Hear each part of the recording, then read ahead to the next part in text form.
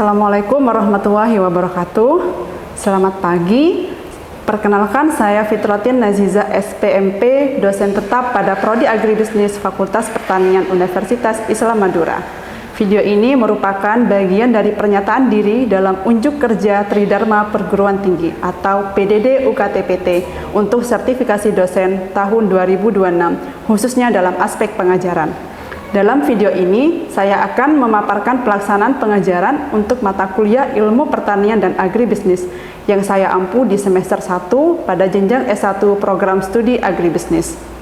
Mata kuliah ini merupakan mata kuliah wajib dengan bobot 3 SKS dengan kode mata kuliah FP2002 yang ditempuh mahasiswa pada semester 1. Mata kuliah Ilmu Pertanian dan Agribisnis adalah mata kuliah yang membahas mengenai pertanian sebagai sistem biofisik, sosial, ekonomi, dan kelembagaan, serta agribisnis sebagai rangkaian aktivitas dari penyediaan sarana produksi usaha tani, pengolahan, pemasaran, hingga jasa penunjang. Pembelajaran ini menekankan keterkaitan antar subsistem agribisnis, kearifan lokal Madura, kelembagaan, kebijakan, serta kemampuan mengidentifikasi masalah dan peluang agribisnis sederhana. Mahasiswa belajar melalui diskusi, studi kasus, observasi, analisis data dasar, dan mini proyek kelompok. Capaian pembelajaran mata kuliah yang ingin saya kembangkan ada 5, dan seluruh capaian ini tercantum dalam RPS yang telah saya susun dan didokumentasikan di Sister.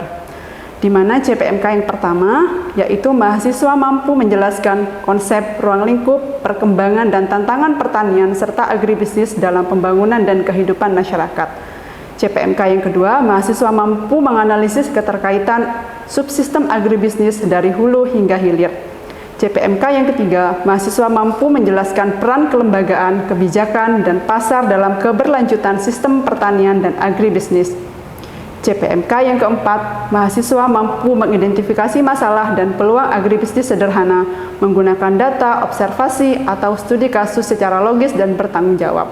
Kemudian CPMK yang kelima, mahasiswa mampu menyusun dan mempresentasikan mini project agribisnis yang berbasis potensi lokal secara kolaboratif, inovatif, etis, dan berkelanjutan. Kemudian, topik inti yang menjadi fokus dalam mata kuliah Ilmu Pertanian dan Agribisnis, yang pertama, dasar-dasar pertanian. Kedua, fungsi dan peran pertanian serta agribisnis. Ketiga, sejarah perkembangan pertanian. Keempat, sistem agribisnis. Kelima, subsistem usaha tani. 6, kelembagaan dan jasa penunjang agribisnis. Ketujuh, dasar-dasar pengelolaan usaha tani. 8, agroindustri. 9, pemasaran agribisnis. 10, kebijakan pertanian dan pembangunan berkelanjutan. 11, peluang usaha agribisnis dan potensi lokal Madura. Pada kesempatan kali ini, saya akan membahas topik materi pada pertemuan ke-7, yaitu dasar-dasar pengelolaan usaha tani. Di mana bentuk pembelajaran yang saya gunakan yaitu kuliah interaktif, demonstrasi, latihan terstruktur, simulasi, dan diskusi kelas. Metode pelajaran yang saya terapkan pada pertemuan ini adalah problem-based learning, demonstrasi perhitungan, latihan individu. Kemudian evaluasi pembelajaran pada mata kuliah ini dirancang untuk mengukur ketercapaian seluruh capaian pembelajaran secara komprehensif. Adapun komponen penilaian yang saya gunakan, yang pertama adalah kehadiran dan partisipasi sebesar 10%, tugas atau proyek sebesar 20%, kuis 15%, ujian tengah semester 25%, dan ujian akhir semester 30%. Kemudian seluruh komponen penilaian tersebut telah disampaikan kepada mahasiswa sejak pertemuan pertama, di mana saya menggunakan rubrik penilaian yang terstruktur agar proses evaluasi berlangsung secara objektif. Baik, selanjutnya Anda akan menyaksikan cuplikan proses pembelajaran saya bersama mahasiswa di kelas untuk pertemuan ke-7 mengenai dasar-dasar pengelolaan usaha tani. Selamat menyaksikan. Ya, selamat pagi teman-teman mahasiswa agribisnis semester 1. Oke, hari ini kembali lagi dengan saya di mata kuliah Ilmu Pertanian dan Agribisnis. Jadi hari ini kita sudah masuk pertemuan ke-7 ya. Pertemuan ke-7 berarti minggu depan kita sudah UTS. Jadi dipersiapkan nanti materi-materinya. Jadi ini materi ke-7, materi terakhir sebelum kita UTS, berkaitan dengan dasar-dasar pengelolaan usaha tani atau manajemen dalam usaha tani gitu ya. Sebelum saya menjelaskan materi ke-7, saya mau mengabsen dulu ya yang hadir, tapi sepertinya sudah pada hadir ya. Saya absen dulu Farhan, kemudian Mahrojif Ali, Rosalinda, Jamil Kumala, kemudian Fairil Umam, Faris Ahmadani, hadir. Kemudian Kamelia hadir. Kemudian Zainuddin hadir. Kemudian Anis Fahrunisa, Nurul Hidayat, kemudian Nurul Dolam, kemudian Bahris Bahtiar. Ya, berarti hadir semua ya. Oke, terima kasih. Baik, untuk selanjutnya sebelum masuk ke sini saya mau mereview sebentar untuk materi sebelumnya, yaitu materi pertemuan 6. Nah, materi pertemuan 6 minggu kemarin saya sudah bahas tentang kelembagaan dan penunjang agribisnis. Nah, sekarang saya tanya, ada yang masih mengingat tidak? Apa itu apa saja dari penunjang agribisnis itu? Ada yang masih ingat? Apa saja? Ya? Farel ya? Ya, coba disebutkan Farel, apa saja?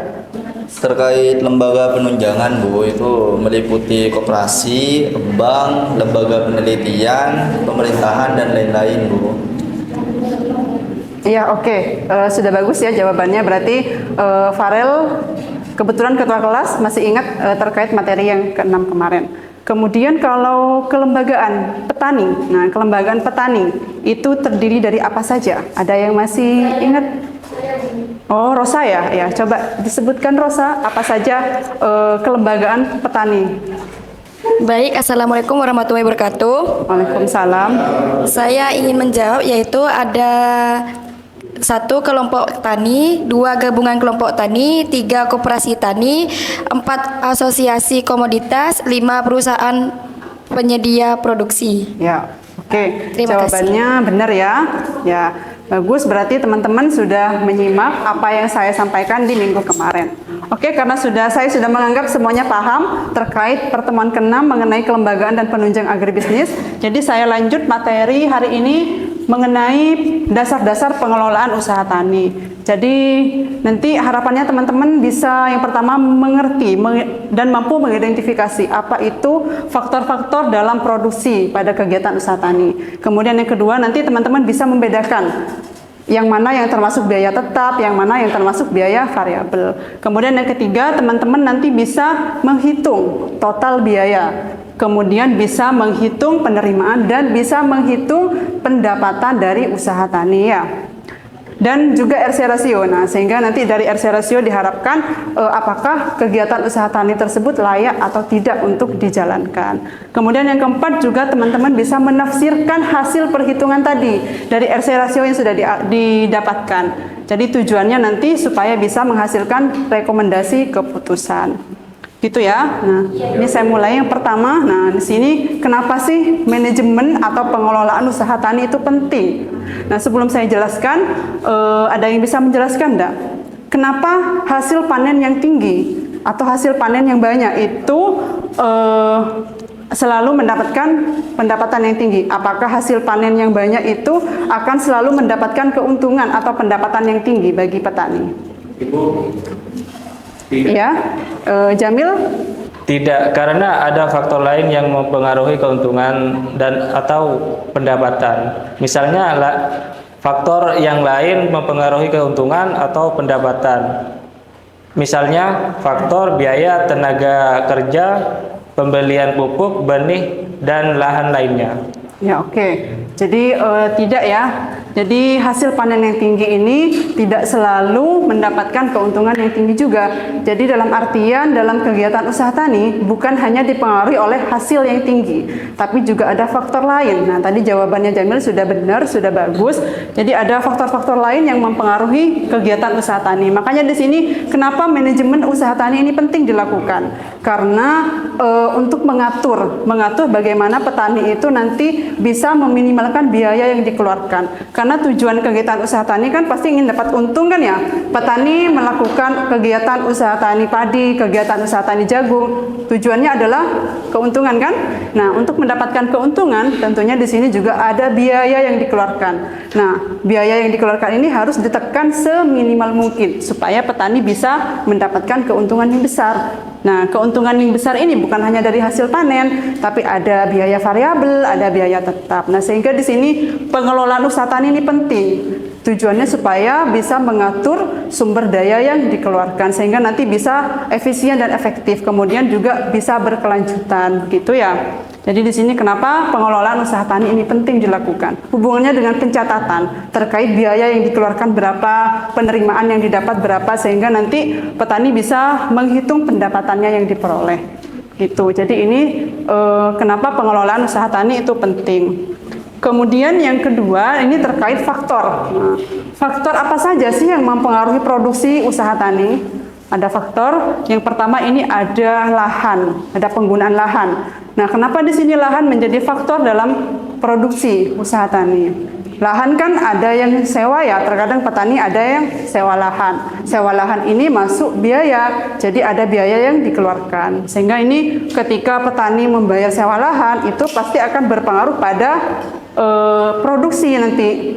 Kalau nanti sewa lahannya dalam satu lahan misalnya anggaplah 1 hektar. Nah, petani menyewa 1 hektar. Kira-kira dalam 1 hektar sewa lahannya berapa? Kemudian juga ada luas tanam. Luas tanam di sini juga akan mempengaruhi. Misal kayak sewa penggunaan komben ya. Kalau petani menggunakan komben itu biasanya diukur dari luas tanamnya. Jadi semakin luas itu biasanya biayanya semakin mahal. Nah, sehingga nanti akan berpengaruh kepada produk pendapatan yang dihasilkan gitu. Kemudian yang kedua di sini ada faktor benih dan input. Benih dan input ini terkait biaya pembelian benih, biaya pembelian pupuk, pestisida dan lainnya yang masuk ke dalam faktor benih dan input.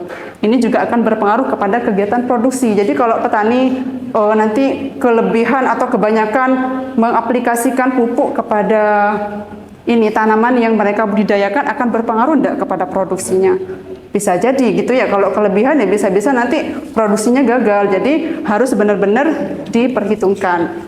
Kemudian yang ketiga ada faktor tenaga kerja. Nah, tenaga kerja di sini terkait juga biaya tenaga kerja. Karena kan kalau kegiatan budidaya ada proses dari awal ya. Di pertemuan sebelumnya masih ingat ya, ada input, ada proses, ada output ya.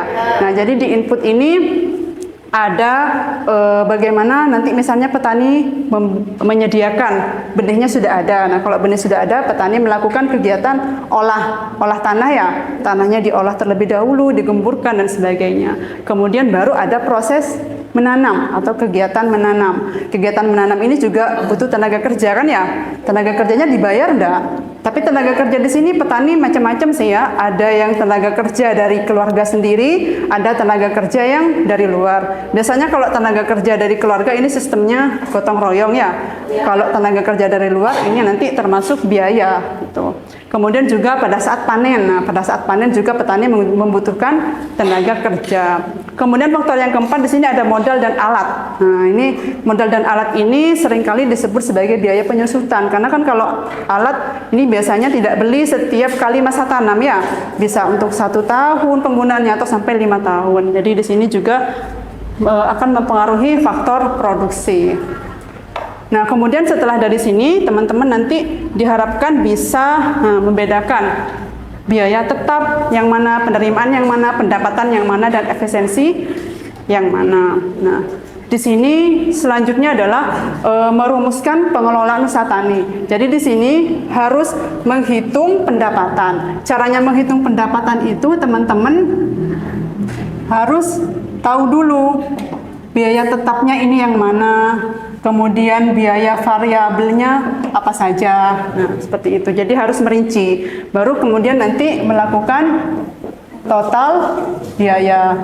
Total biaya ini terdiri dari biaya tetap ditambah biaya variabel. Nah, ini dinamakan dengan total biaya. Untuk menghitung pendapatan, sebelumnya harus menghitung yang namanya apa? Penerimaan ya. Nah, penerimaan ini diperoleh dari mana? Dari harga jual dikalikan dengan jumlah produksi. Kalau misalnya petani melakukan produksi jagung, berarti harga jual jagung dan produksi jagung di masa tanam, di hasil panen di masa tanam waktu itu, gitu ya. Kemudian baru setelah penerimaan diperoleh, selanjutnya menghitung. Nah, pendapatan ini dari mana? Penerimaan dikurangi total biaya. Jadi ini rumusnya pendapatan. Nah, baru kemudian selanjutnya setelah pendapatan diketahui, kita menghitung RC rasio. RC rasio ini untuk kita tahu apakah usaha tani yang kita jalankan itu layak atau tidak. Caranya bagaimana? Untuk menghitung RC rasio, penerimaan dibagi dengan total biaya, gitu ya.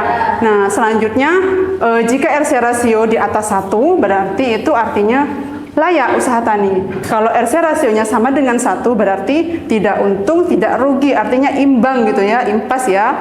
Kemudian yang ketiga, kalau kurang dari 1 berarti tidak layak. Kalau tidak layak gimana, Bu? Ya berarti kalau petani maksa menanam itu lagi di tanam berikutnya, ya bisa-bisa rugi gitu ya. Jadi harus dipertimbangkan dulu. Makanya di sini gunanya menghitung RC rasio.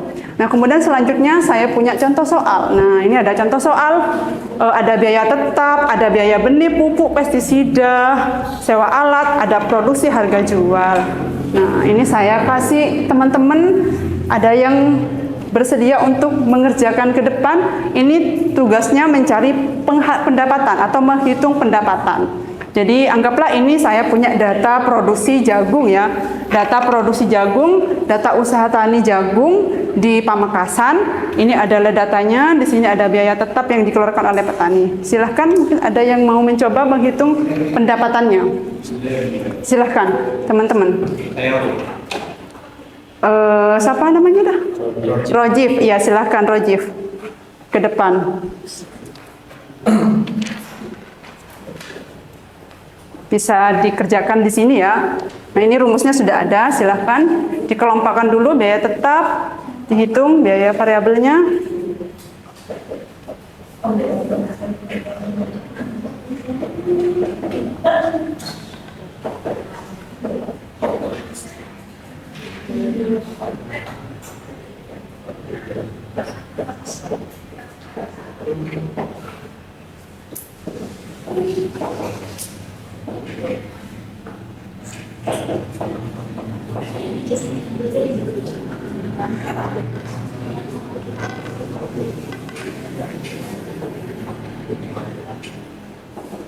Yang lain bisa mengikuti ya? Ya. Bisa. Itu kan untuk menghitung pendapatan kan ya? Nah, jadi itu harus tahu dulu biaya tetapnya berapa, biaya variabelnya berapa. Nah, di situ ada biaya variabel. Tadi biaya variabel itu adalah biaya yang berubah ya. Jadi biaya yang digunakan dalam satu kali produksi. Biaya variabel yang digunakan dalam satu kali produksi itu contohnya ada benih, ada pupuk, ada pestisida ya.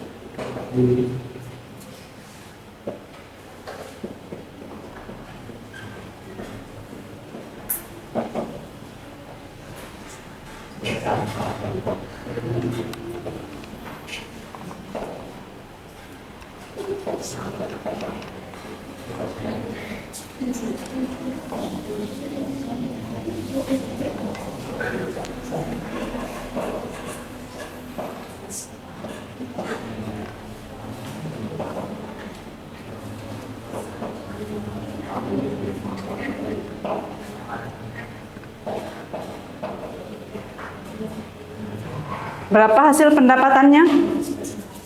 Hasil pendapatan 16.550. 16.550. Teman-teman yang lain ada yang menghitung juga sama ada hasilnya? Sama. Yang sebelah sini? Sama ya. Oke, berarti sudah paham semua caranya menghitung pendapatan usaha tani. Selanjutnya menghitung RC ratio. RC ratio tadi penerimaan dibagi total biaya.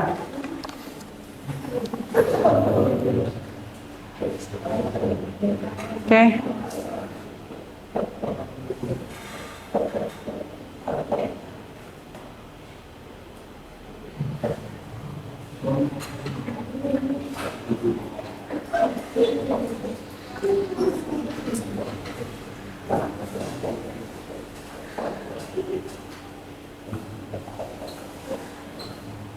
Oke, terima kasih sudah didapatkan ya. RC rasionya berapa hasilnya? 3,02. 3,02 berarti Lebih dari 1. Artinya apa? Berarti usaha taninya itu layak untuk Ya, berarti sesuai yang tadi ya, sesuai interpretasi yang tadi. Nah, yang tadi kalau di atas 1 RC rasionya berarti layak atau menguntungkan. Nah, jadi kalau misalnya dijalankan itu bagus karena petani akan mendapatkan keuntungan. Jadi kesimpulannya tadi dari kegiatan usaha tani jagung di daerah Pamekasan berarti layak atau menguntungkan bagi petani. Oke, bagus. Silahkan duduk, terima kasih ya. Nah, jadi tadi sudah benar ya perhitungannya, sudah bisa membedakan biaya variabel juga yang mana. Jadi hasilnya RC rasionya di 3,02 atau dikatakan ini ya lebih dari 1. Jadi kalau lebih dari 1 usaha tani yang dijalankan layak. Yang lain bisa dipahami ya? Bisa. Oke.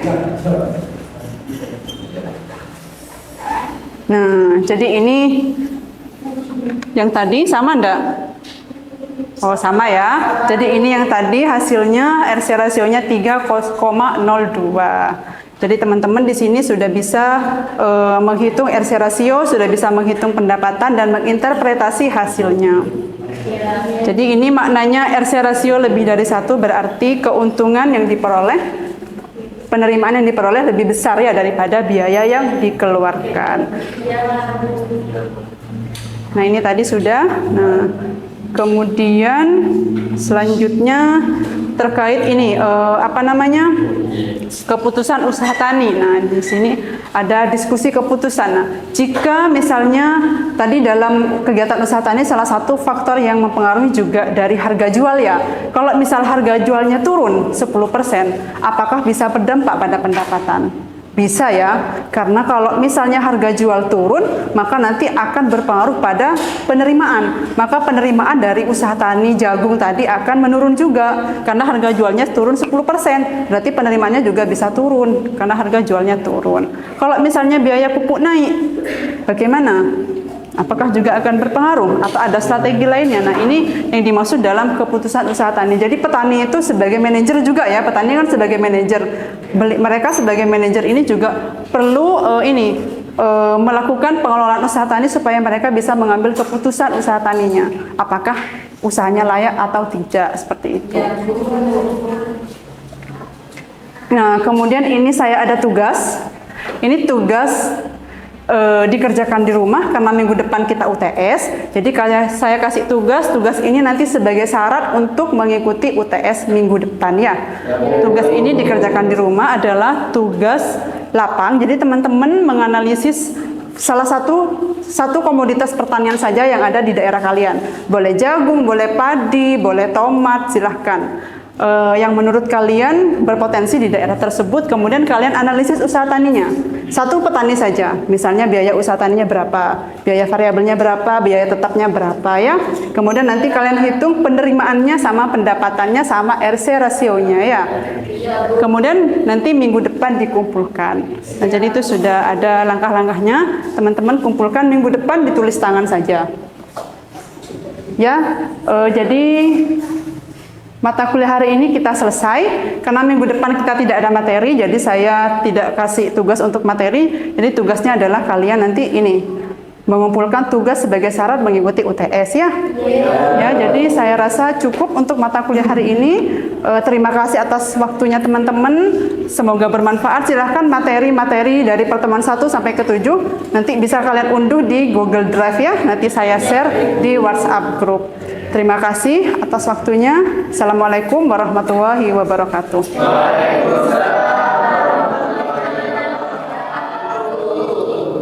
Baik, sekian video rekaman proses pembelajaran dari saya pada mata kuliah Ilmu Pertanian dan Agribisnis dengan materi pertemuan ke-7 yaitu dasar-dasar pengelolaan usaha tani. Di sini saya menyampaikan terima kasih kepada Kemendikti Saintek melalui Direktorat Jenderal Pendidikan Tinggi LLDikti 7 Wilayah Jawa Timur serta seluruh tim sertifikasi dosen pada tahun 2026. Terima kasih atas kesempatan dan dukungan yang telah diberikan. Kemudian ucapan terima kasih juga saya sampaikan kepada pimpinan Universitas Islam Madura, kemudian kepada kolega dosen, serta semua mahasiswa yang telah berkontribusi dalam proses pembelajaran pada saat ini. Terima kasih ini juga saya sampaikan kepada semuanya, kepada pihak yang sudah mendukung. Semoga bermanfaat. Wassalamualaikum warahmatullahi wabarakatuh.